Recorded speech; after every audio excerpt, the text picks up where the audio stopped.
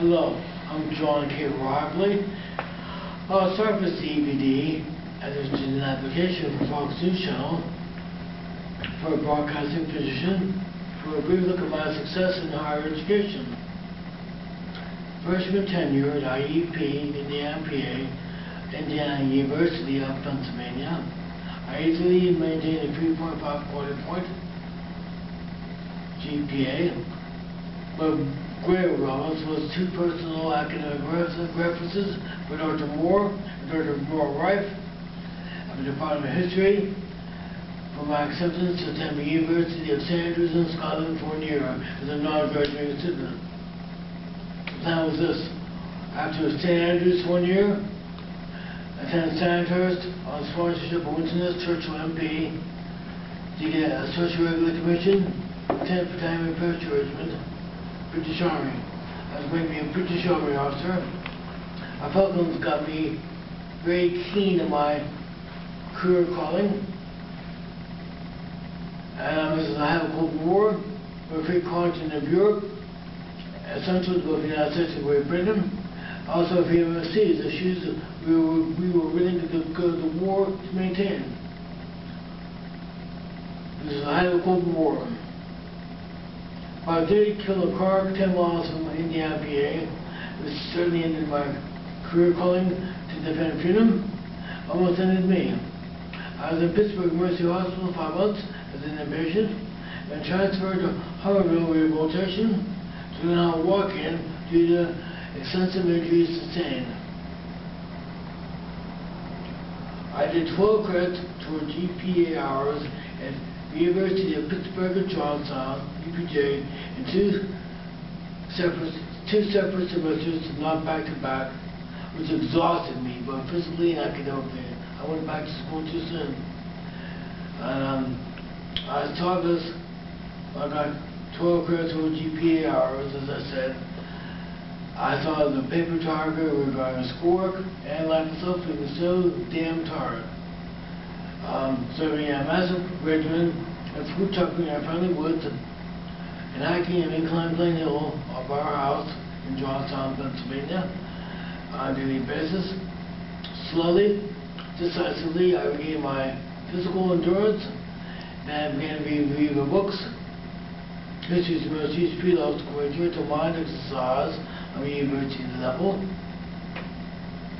I prepared myself for my studies at California University of Pennsylvania, where I did 72 credits towards GPA hours. I'm a history major, political science minor. My minor became study of administrative law. I made honors at Cal, made senior grade ranking in May 09, and my studies at California University of Pennsylvania enhanced my recovery, sure. I think even made my recovery a fact, made it possible.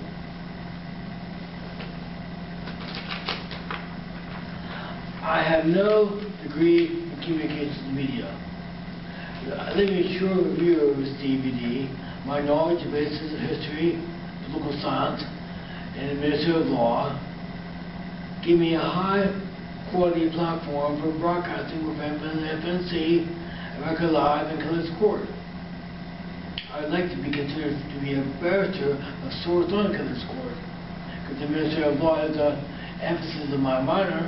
I like to study law, how it applies to world situations and national situations. Like Obama's radical Medicare plan, things like that. Now I'll give you an example of my foreign policy knowledge basis.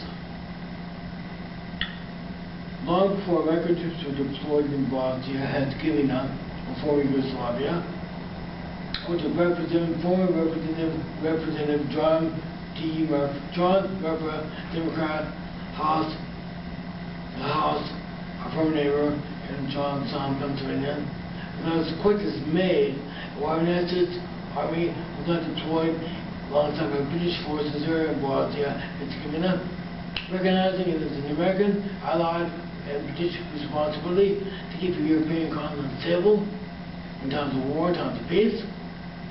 Also, the correct thing to do to stop the ethnic cleansing, which was nothing but genocide on mass scale led by Milosevic and Karadzic in Bosnia Herzegovina and Serbia.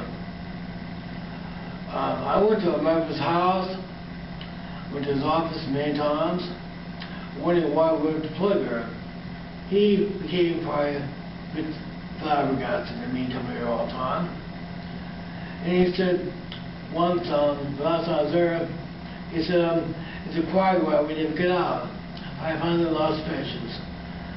Recognizing what Serbs were doing to people after cleansing, he said to me, it's a quiet why we didn't get out. I just said to him, start killing the Serbs, believe me, want to leave. I took him up. But Prime Minister Blair, Prime Minister Major, and President Clinton deployed forces to Bosnia Herzegovina and to stop the cleansing and restore the continent of Europe. Various people responsible for ethnic cleansing found themselves in The Hague on trial for genocide.